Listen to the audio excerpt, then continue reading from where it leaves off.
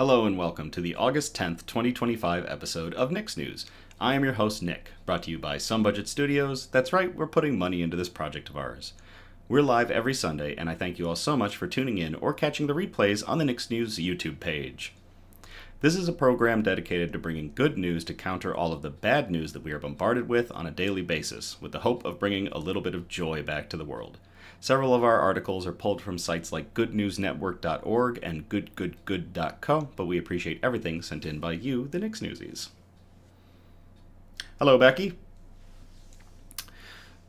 So, got a lot of fun stuff tonight. We've got a lot of great articles, but we're going to start off with the News Brew. And the News Brew for tonight is going to be an amazing one, I hope.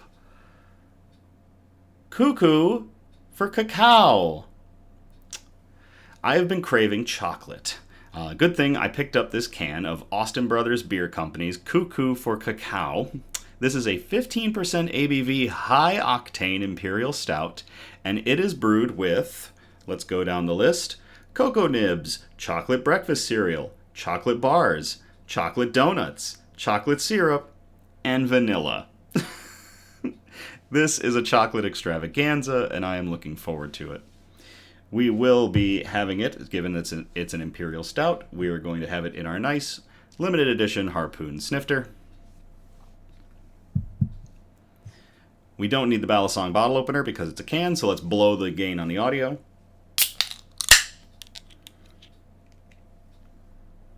Oh, it's just chocolate. It's just pure chocolate. The theatrics of a 5-minute pour.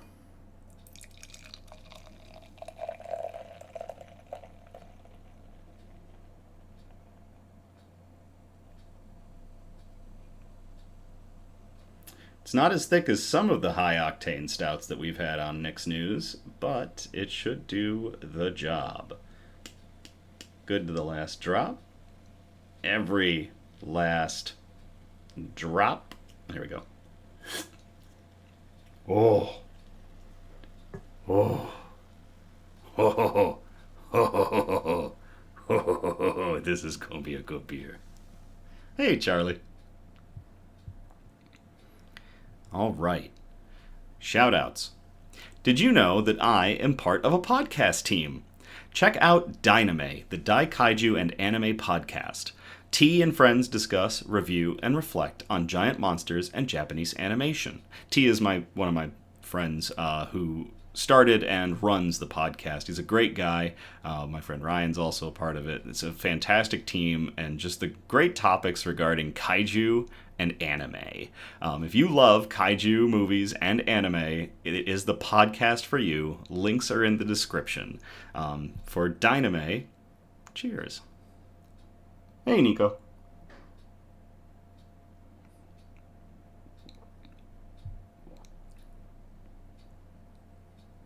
Oh, that's some chocolate right there. That is everything that is made of chocolate in a beer.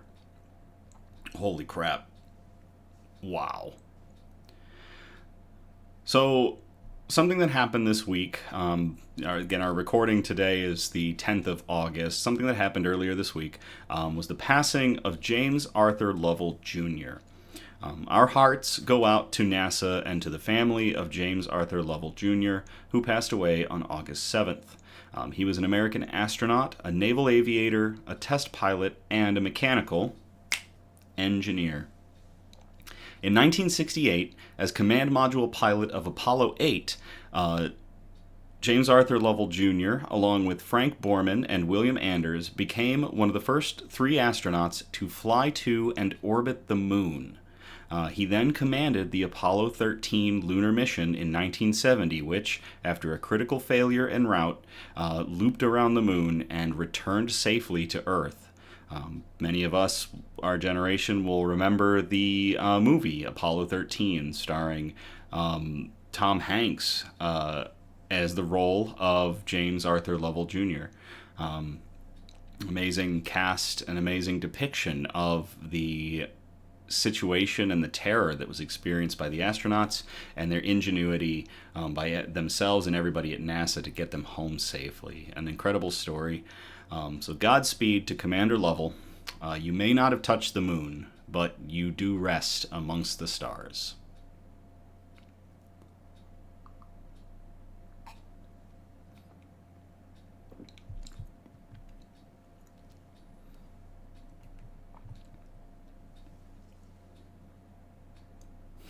Nico and Becky commenting on my love of chocolate face. News quote. You do what you can for as long as you can. And when you finally can't, you do the next best thing. You back up, but you don't give up. Sticking with our astronaut theme, that was a quote from Brigadier General Charles Chuck Elwood Yeager, who lived from 1923 to 2020. He was a United States Air Force officer, a flying ace, and a record-setting test pilot who became the first pilot in history confirmed to exceed the speed of sound in level flight. And I really love that quote, because it's something that I've kind of held on to is, I don't try to back up. I try to stay at least, where I'm at and keep moving forward. And if something doesn't work, you find the next best thing that works. So this quote again, you do what you can for as long as you can. And when you finally can't, you do the next best thing. You back up, but you don't give up. Thank you very much, Chuck Yeager. Cheers.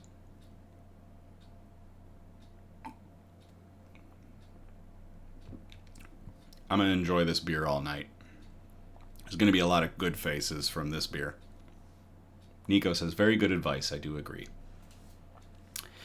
Bug update. Elmira has completely obliterated the landscape of her vivarium. Somehow the spider plant is clinging on for dear life, but I doubt it is long for this world at this point. All of the moss has been buried under like an inch of dirt. I added some more greenery, but I saw her checking it out earlier, which means it's probably going to get uprooted and buried as well. I think the only reason the spider plant is held on this long is because it's just so big, it's hard for her to kill in one go. But she is otherwise absolutely destroying everything in her tank, and I love her. She is a little terror. Ripley is past their exploration phase and is now kind of settled in. They chill in a couple different spots where I see them on the regular. They're also out and about at night, so if you see something black scuttling on this piece of cork bark, that is going to be Ripley. Last but not least, Sue is as reclusive as ever. He is in his hide right now, I did check, so keep an eye out on this tank in the back for Sue to make his debut ever since he molted. He is much bigger. Hey, Nate. Made it. Best I could do tonight. Nate, I think that's fine. All right. Let's get into our good news. Our broadcast is broken up into 4 major categories, and those categories are science and technology, health and medicine, flora and fauna, aka plants and animals, and wholesome notes, the really nice articles that we like to end on. And we've got some special ones tonight. So we're going to start off in category 1, science and technology. We've got one article in here, and we called it, You Can Teach an Old Rover New Tricks. I will copy and paste this to the chat if y'all want to read along.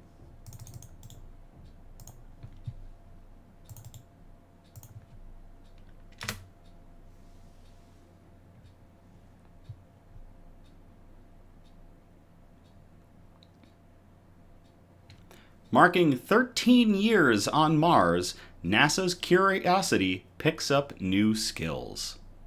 This was published by the Jet Propulsion Laboratories to their website, their NASA website, on August 4th of 2025. 13 years since Curiosity landed on Mars, engineers are finding ways to make the NASA rover even more productive.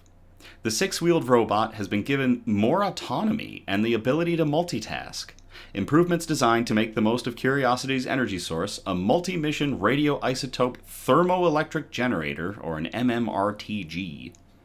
Increased efficiency means the rover has ample power as it continues to decipher how the ancient Martian climate changed, transforming a world of lakes and rivers into the chilly desert it is today. Curiosity recently rolled into a region filled with boxwork formations. These hardened ridges are believed to have been created by underground water billions of years ago.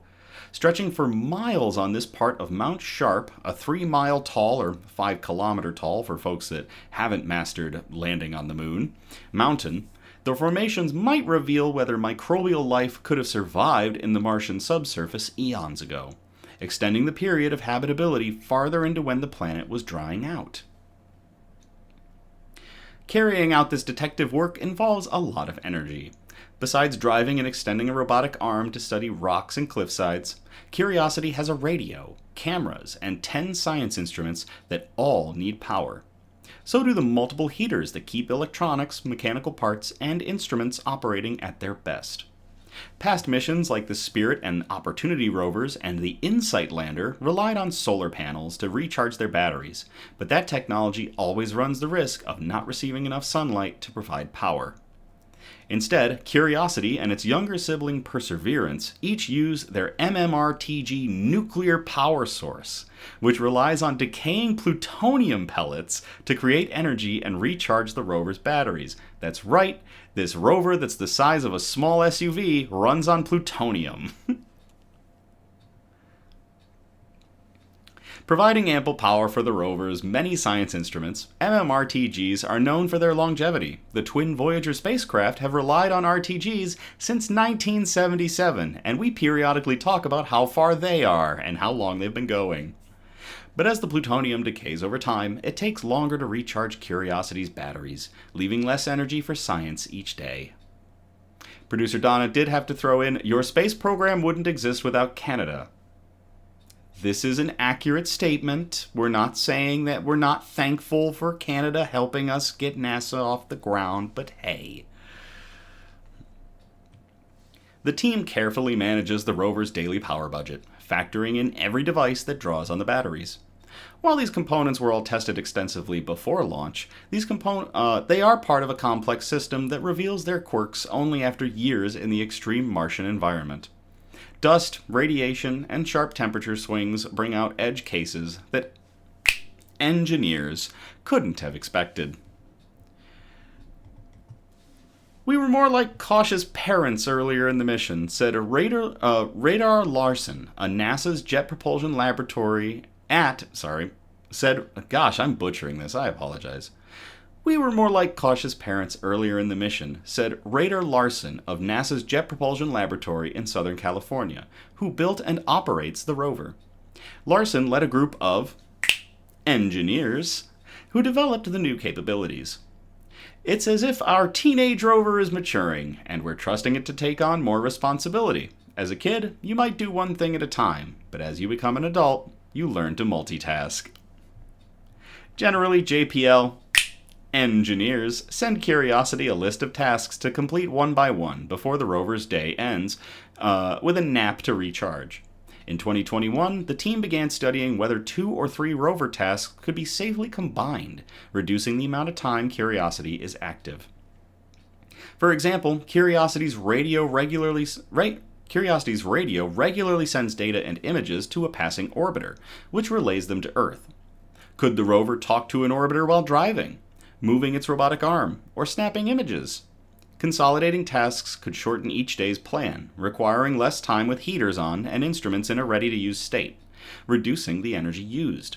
Testing showed Curiosity safely could, and all of these have now been successfully demonstrated on Mars, so the rover is up and going with its multitasking. Becky says, "It's the chocolate beer that's getting to your head. It's okay." Another trick involves letting Curiosity decide to nap if it finishes its tasks early. Engineers always pad their estimates for how long a day's activity will take, just in case hiccups arise. Now, if Curiosity completes those activities ahead of the time allotted, it will go to sleep early. So basically it's complete all your tasks, get more sleep time. How very teenager of it. By letting the rover manage when it naps, there is less recharging to do before the next day's plans. Even actions that trim just 10 or 20 minutes from a single activity add up over the long haul, maximizing the life of the MMRTG for more science and exploration down the road. Producer Donna calls it the Scotty Principle. The team has been implementing other new capabilities on Curiosity for years. Several mechanical issues required a rework of how the robotic arm's rock pulverizing drill collects samples, and driving capabilities have been enhanced with software updates.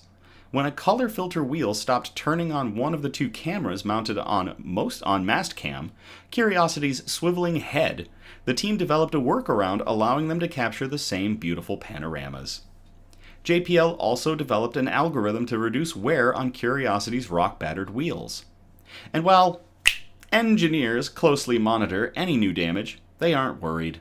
After 22 miles, or 35 kilometers, and extensive research, it's clear that despite some punctures, the wheels have years' worth of travel in them. And in a worst-case scenario, Curiosity could remove the damaged part of the wheel's tread and still drive on the remaining part. So Curiosity is even capable of maintaining itself. That's wild. Together, these measures are doing their job to keep Curiosity as busy as ever. Curiosity was built by NASA's Jet Propulsion Laboratory, which is managed by Caltech in Pasadena, California. JPL leads the mission on behalf of NASA's Science Mission Directorate in Washington as part of NASA's Mars Exploration Program portfolio. Malin Space Science Systems in San Diego built and operates the MastCam. For more information, you can visit Curiosity's website in the link provided in the article. To all of the engineers and to the Curiosity rover that they are managing, for its continued use on the planet Mars after 13 years. Cheers.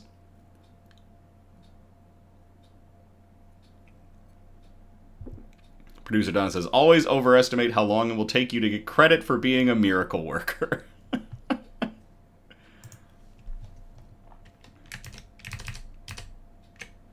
All right, that's going to take us out of science and technology. We're going to move on to category 2, health and medicine. And we called this I Can See the Future. I will copy and paste this into the chat if y'all want to read along. And by I mean I.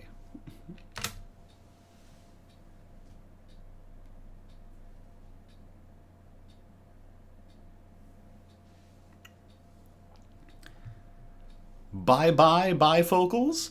New eye drops can fix farsightedness. This was published to Popular Science on August 7th of 2025 by Andrew Paul. The U.S. Food and Drug Administration has approved the first eye drop that could allow users to ditch their bifocals, or at least rely on them far less often. Developed by the pharmaceutical company Lens, their product, Viz, is an aceclidine ophthalmic... Oh, sorry.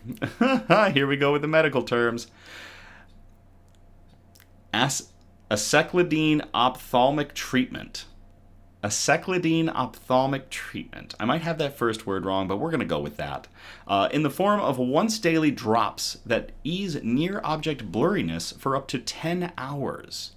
But unlike similar eye drops that arrived in recent years, Viz appears to avoid annoying side effects and rare medical complications.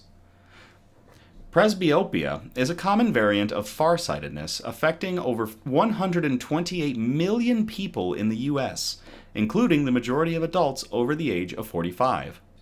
It's often an inevitable consequence of time. Your eye's lenses naturally harden as you get older, making it increasingly difficult for the optical muscles to adjust between focal points.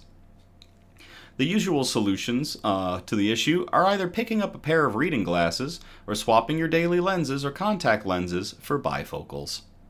But in 2021, the FDA approved a breakthrough eye drop treatment called Vuity, which uses pilocarpine hydrochloride to stimulate the pupil to contract. This increases the depth of field and clears up otherwise blurry books, computer screens, and text messages. There are a couple trade-offs when using Vuity, however. Because of its effects on the ciliary muscle responsible for focusing, a user's sight may dim slightly while distant objects become blurry. Meanwhile, users sometimes reported side effects including brow heaviness.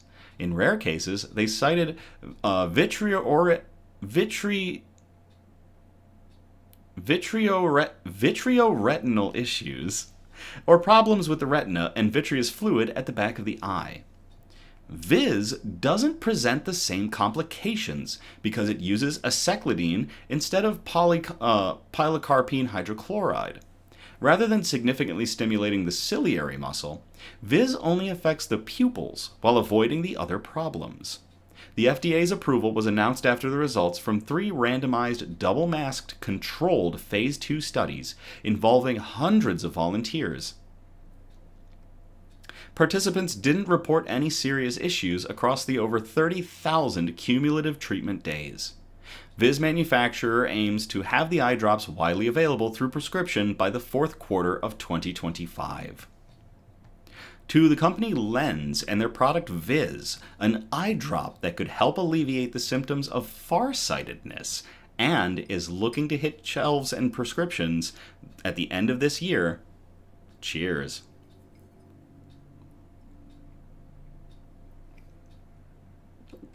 Producer Donna says, you all can thank me later for those literary landmines. I will not be thanking her. Becky says, I wish there were drops for astigmatism. I think we all do, Becky.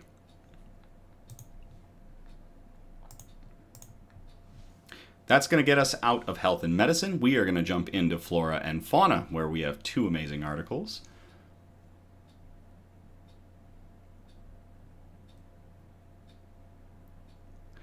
Nate says, have you ever considered stating at the end of the show what beer is next Sundays? We can try it with you. Just a thought I had. So, Nate, we have an Instagram. Link is in the description of this video and across all of our media.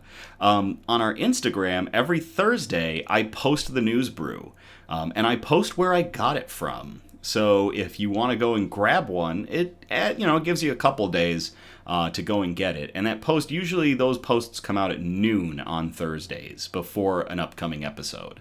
I'm not sure what the next one is. I know I have it prepared. I prepare them a whole month in advance. Like, I've got them all laid out. So, just keep an eye out.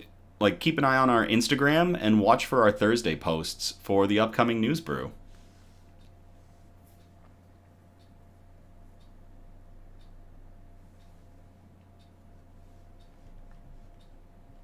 I know, it's another thing of social media. So much social media. We're trying to take advantage of all of it, so we can keep getting this good news out there, because you've got to attack from every angle, to beat these algorithms. So, all right, we're going to get into flora and fauna, category 3, aka plants and animals. We've got 2 amazing articles in here. This first one is an obligatory cat article. And I will copy and paste this into the chat if y'all want to read along.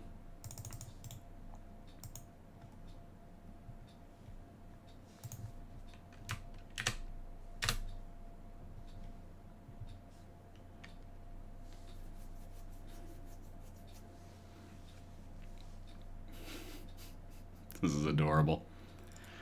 Hang out and pet cats at new Holland area cat lounge. This was published to Wood TV 8 on... when was this published? July 31st of 2025 by Madeline Bursma. Cats are everywhere at a new business that just opened in the Holland area. Hiding behind the printer, in a box, lounging by the window. The cute kitties at Holland Cat Cove, located at 76 Lakewood Boulevard near Beeline Road in Holland, Michigan, are all adoptable through the Harbor Humane Society. There are adult cats which hang out in the main room, and kittens that play in a separate room.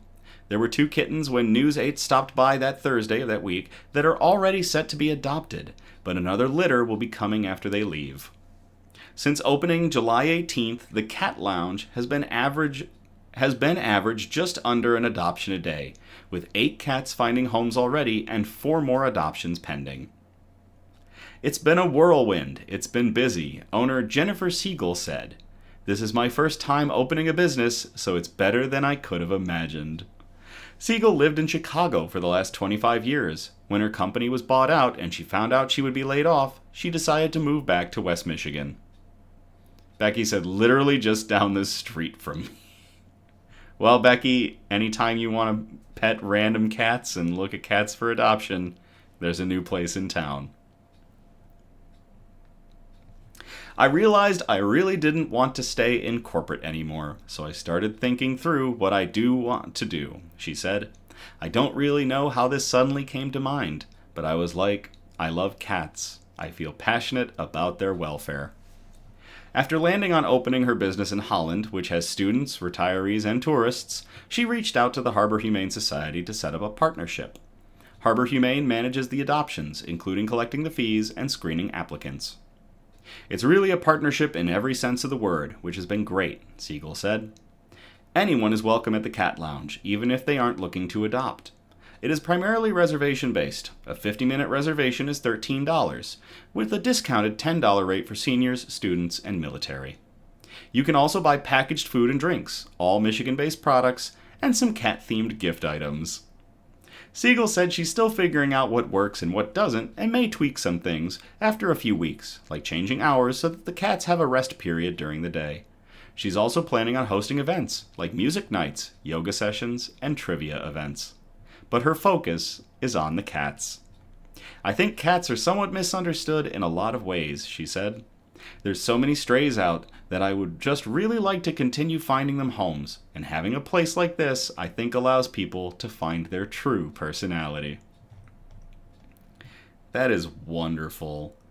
To Holland Cat Cove, run by Jennifer Siegel, a place where you can hang out with and potentially look to adopt a feline friend in Holland, Michigan.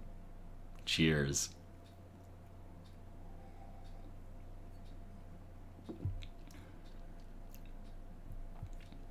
Becky said, been there twice already. Cat yoga. That is awesome. Our next Flora and Fauna article is a heckin' good boy, because you always have to follow up an obligatory cat article with a heckin' good boy. I will copy and paste this into the chat if you all want to read along.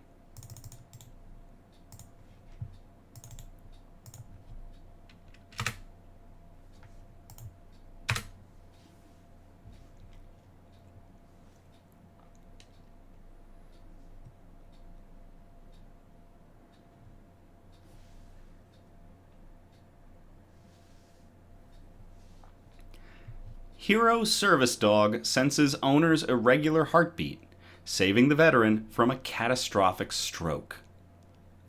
This was published to goodnewsnetwork.org on August 3rd of 2025 by Nathan Frederick. The Labrador usually lets Hank sleep late, but not on this particular day. Something was wrong. Very wrong. The service dog named Tommy had been with Hank Ford since he was a pup, and he knew his owner was at risk. He started nudging Hank with his nose, then pawing at him, and jumping on his body. Get up, get up, get up. Hank figured the dog needed to go outside a little earlier than normal. But when Hank stood up, he was lightheaded and woozy, starting to sense that something was wrong too. He opened the door to let the dog outside, but Tommy didn't budge. 54-year-old Hank kept feeling worse. He decided to check his vital signs with a blood pressure cuff and was startled by the results. His pulse was a staggering 171 beats per minute. Oh, who's in the middle tank? The middle tank is Ripley. Is Ripley out? I don't see them. There is a cricket in there that's moving around.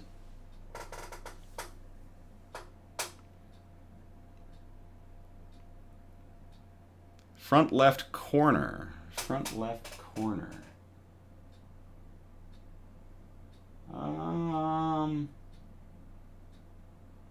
Yeah, it could have been one of her crickets. I think that was one of Ripley's crickets, because I don't see her in there yet. She'll be obvious if she comes crawling out. Huh. Alright, back to the article. So, Hank's pulse when he checked it was a staggering 171 beats per minute. The military veteran who has served for more than 20 years called his local veterans hospital, but they thought his vital readings were obviously wrong and that he simply misused the machine. Hank and Tommy both knew better, so the resident of Fort Lutton, Colorado, drove himself to the hospital, and the diagnosis arrived a few minutes later. They were freaking out about it, Hank recalled, when doctors confirmed his vital signs. It was good that Tommy woke me up. Something about the way he woke me up. He hasn't done it before, and he hasn't done it since, Hank told Good News Network. Doctors said, more than likely, it would have been a stroke, and it would have been a big one. What he was experiencing is AFib, an irregular heartbeat characterized by a rapid rhythm. The upper chambers of the heart beat out of sync with the lower chambers, and the condition can lead to reduced blood flow and cause strokes, or even death. This recent event was not the only time Tommy helped save Hank's life. Years ago, Hank was in a self-described dark spot. He had spent decades of his selfless military service in high-stress situation, a hero in harm's way, Desert Shield, Desert Storm, Bosnia, and Operation Iraqi Freedom. Then, when he left the military, he worked for years at a federal penitentiary, adding even more layers of stress. All those experiences and memories weren't easily forgotten. Hank had a significant case of PTSD, or post-traumatic stress disorder. He didn't like dealing with people or going out in public. He slept a lot and stayed home, sheltering himself from the outside world. His doctors encouraged him to pursue a service dog, and when his hunting dogs, also Labradors, passed away, Hank reached out to the Wounded Warrior Project for a service dog. That organization helped connect him with Dogs Inc., which we have talked about on previous episodes of Nick's News, a nonprofit that provides guide dogs, service dogs, and therapy dogs free of charge to people in need. Not long afterward, Hank and Tommy were united, and the impact was immediate. We bonded fast, Hank said. I've had some good connections with dogs, but nothing like what we have. He would key the clues I was putting out really quickly. If you stress out, he will come out and look at you and put his chin on you and be like, "Hey, are you okay?" It was a calming presence, and it was really quick. I was ready to have a dog again, but wasn't expecting what I got. Hank received a new best friend and a new path forward. Life started looking a whole lot better, and when Hank's heart was on the verge of a potentially fatal malfunction and he was stabilized in the hospital, his wife brought the dog in to see him. Tommy crawled right up onto Hank's bed and laid across his body. The dog stayed there for hours, just inches away from the beating heart of the man he had helped to heal years ago. So perhaps it's no surprise that he was a crucial first responder and hero when Hank's heart spun wildly out of rhythm.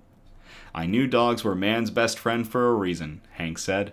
He takes it above and beyond that. To service dog Tommy, who potentially saved the life of his owner Hank, a veteran, from a heart condition that could have caused a catastrophic stroke. Heckin' good boy. Cheers.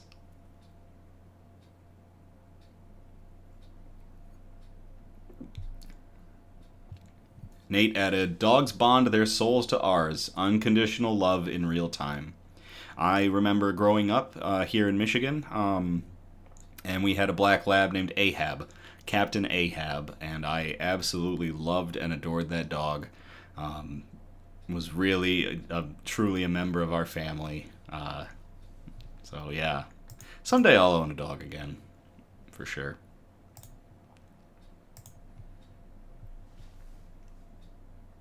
Okay, that's going to get us out of flora and fauna, aka plants and animals, and we are going to move on to category 4, the wholesome notes. We have 2 articles and a special update to go over. So let's get into the articles first. We called this first one Building Hope, and this was sent in by Kendra. So Kendra, thank you very much for sending this one in. I will copy and paste this into the chat if y'all want to read along.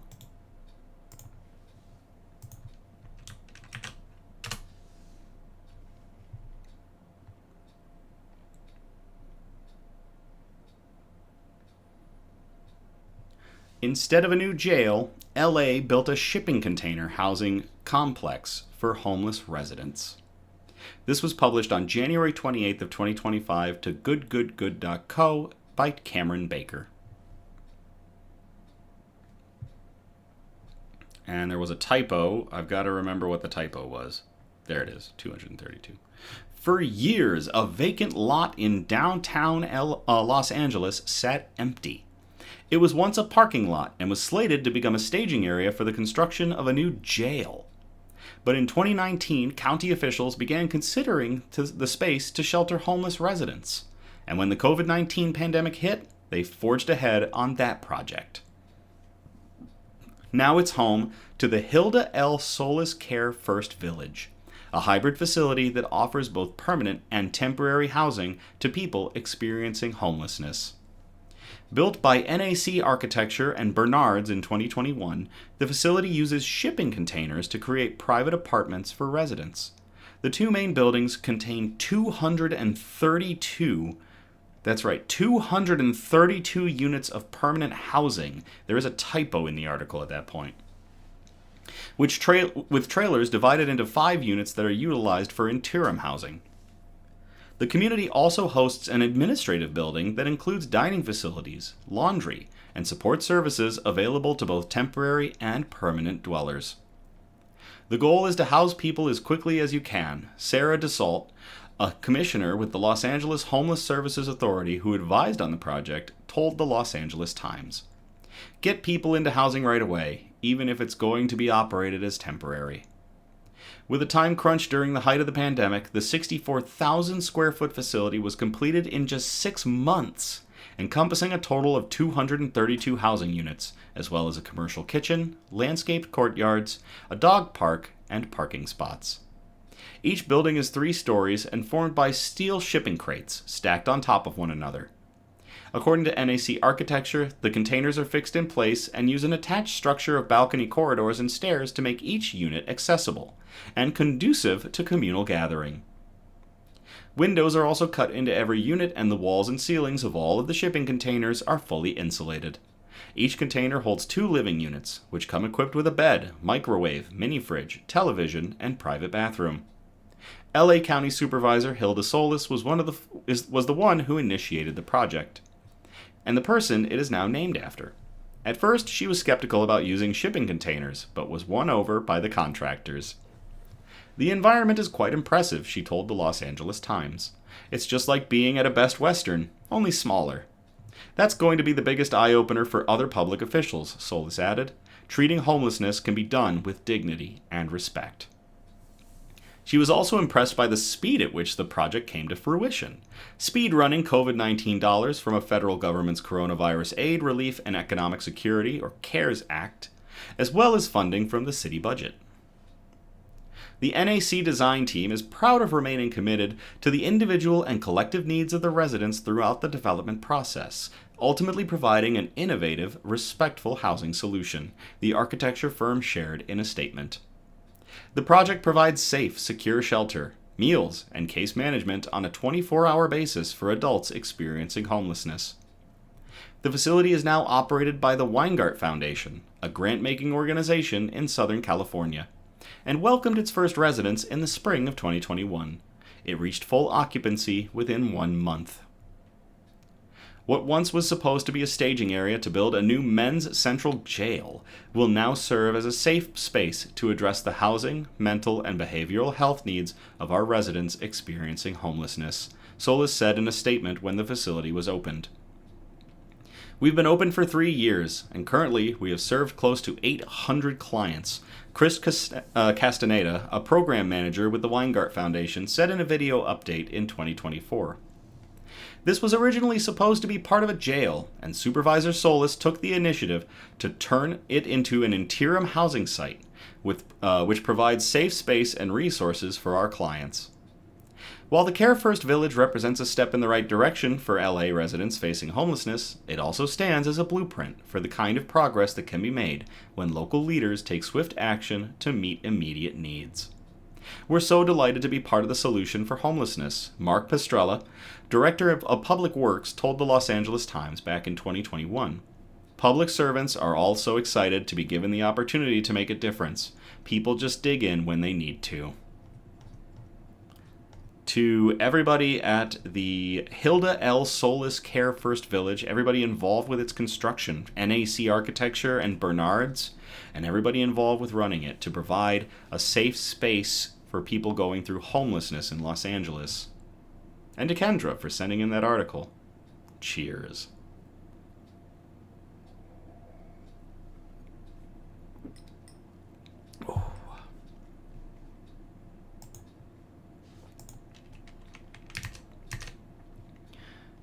All right, our last article, prior to that update that we're going to go over, this is a Not All Heroes Wear Capes article. It could potentially also be a I'm Not Crying, You're Crying article, and it is also potentially a Saviors of All Ages article. It really kind of covers the gamut of our special article titles, so enjoy. I will copy and paste this into the chat if y'all want to read along.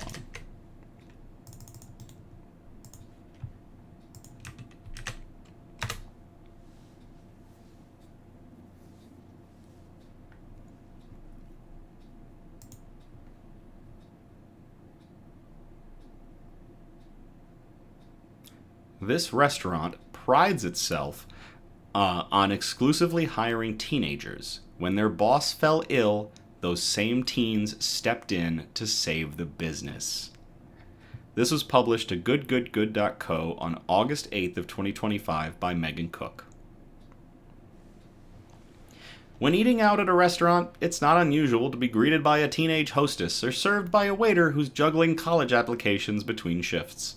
In fact, restaurants are the largest employers of teenagers. According to the U.S. Bureau of Labor Statistics, the restaurant industry employs 33% of working teens aged 16 to 19 years old. But in Hudson, Wisconsin, the urban Olive and Vine doesn't just make a habit of hiring teens. They make a point of it. For years, owners Chad and Carol Trainer have exclusively hired teenagers and supported them as they transitioned on to other opportunities. It was at a time when it wasn't really easy to get a job, and Chad was the one who took me in and saw potential in me, former employee Reed Filiatro told local news station KSTP News. There's no one else in town who would hire as many high schoolers as he does, he continued. He goes out of the way to train them, to build them up. In early August, Care 11 reporter Boyd Huppert stopped by to see the teens in action. Right now, we're up to 30, Chad told Hudson Outlet. He did a quick head count to confirm. Yeah, he said proudly, 30 teenagers.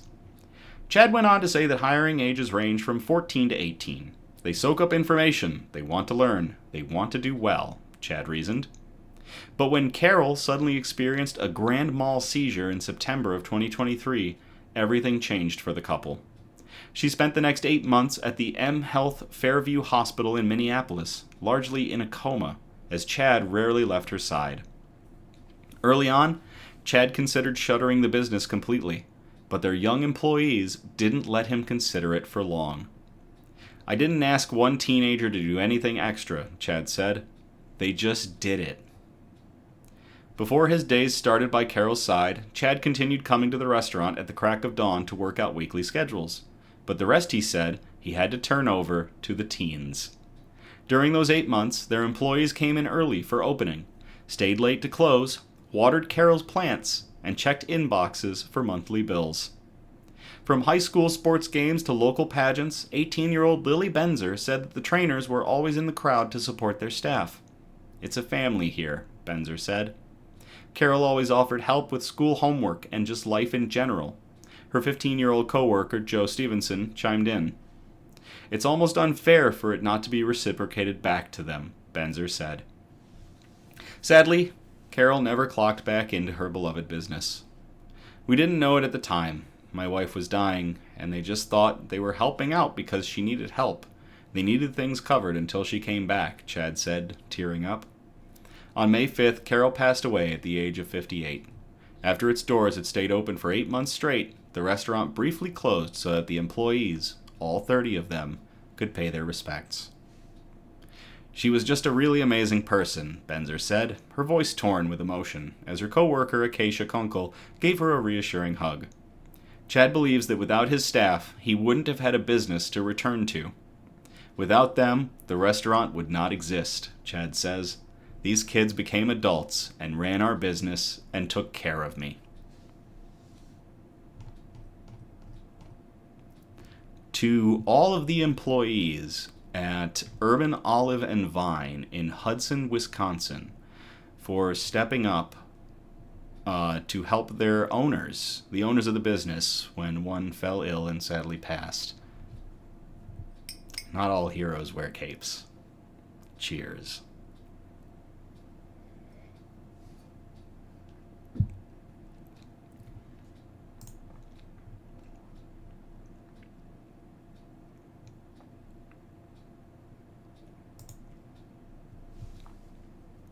Okay, the last thing we have for tonight is a Miss Beth update. Back in January, our January 14th broadcast, we introduced you all to Miss Beth, an elderly woman that Spencer from SB Mowing chose to help. It started with mowing her lawn and cleaning up her property. Spencer's fans asked him to set up a GoFundMe to help support Miss Beth and the much-needed repairs on her home. In April, we gave everyone an update, letting everyone know that Beth had fallen and broken her hip. Spencer had set up a post office box for her, and the awesome Nix Newsies sent her a whole bunch of get well cards and wishes, along with thousands of other people worldwide. So that's right, when we did our get-together, when producer Donna was in town, we had some cards made, some get well soon cards made for Beth, and we sent those out to that post office box, along with probably hundreds of thousands of others. We have another update for everyone, and relax, it's good news. The meet and greet, thank you, producer Donna. The GoFundMe is currently sitting at close to $900,000, with people continuing to donate even up to today. Producer Donna's going to post for me what that number is, and yes, Becky made them, and they are awesome. So that GoFundMe for Miss Beth is $896,082. With people continuing to donate even up to today. Beth had 2 falls, and the second one was the one that broke her hip. She was in the hospital and rehab for a couple months getting back on her feet. She also recently suffered a stroke, but she is recovering nicely from all of that, and she is back at home. Her best friend Josh has been coordinating the repairs of her house. The windows have been replaced. She has a new deck and nice sturdy steps. Alamy Concrete tore out the old driveway and replaced it with a brand new one for free. Her home has been painted, the floors have been redone, and there's been a little bit of remodeling in the kitchen to help make things much easier for Miss Beth to get around. She has 24/7 care, and she wants everyone to know, I love you. I am so happy for what you did for me. Tears of joy, you put them on my face and put it in my heart too. Thank you, thank you, thank you. We've included the link to Spencer's full update, the GoFundMe, and Alamy Concrete's Facebook page if you want to show them some love for being awesome. I will post something on behalf of Nix News to Spencer and to Alamy Concrete. Honestly, just something amazing. Like, Spencer from SB Mowing does some amazing work just going around and cleaning up property for people.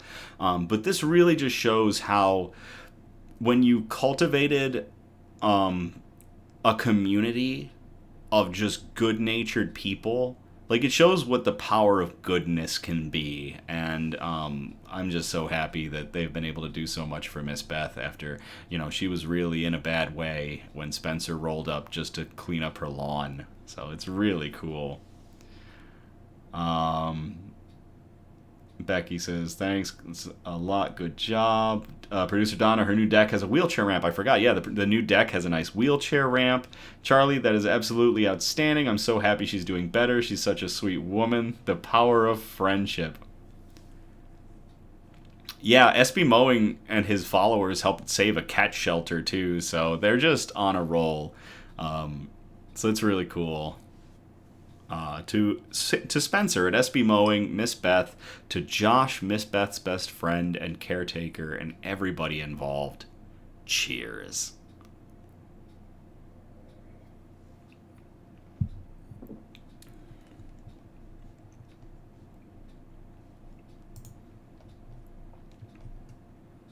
Well, that's about it for tonight. 6 amazing articles and 1 incredible update regarding Miss Beth and Spencer from SB Mowing's community and everything they've done to help her and everything he's done to help her. Thank you all again for tuning in or catching the replay on the Nick's News YouTube page. Again, we're live every Sunday, and our next episode will be on August 17th of 2025. Right? Yeah, it should be the 17th. Yeah, it's the 17th. I wrote the 3rd. I meant to say the 17th. I'm going to pop that in there so I remember to change it next time. I encourage participation. We all encourage participation. So if you feel inclined, by all means, send us ideas for news brews, shout-outs, news quotes, and especially good news articles that we can present on future episodes of our show. If you send a bunch of articles, please try to spread them out across our 4 major categories, which again were science and technology, health and medicine, flora and fauna, aka plants and animals, and wholesome notes, the really nice stuff that we like to end on. You can message us on Facebook or Instagram, or email us at somebudgetstudios@gmail.com. Links are in the descriptions for all of our media content.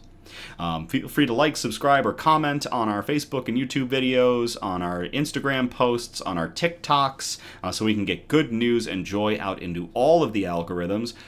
Please, no SEO improvement advertisements. We're not looking for any of that, but I can't thank you all enough for everything that you do. We are continuing to see steady growth. It is amazing to see Nick's News continue to spread good news and joy. We're at 98 subscribers on YouTube. We're almost to the first 100, which would be like unbelievable if we can cross that threshold.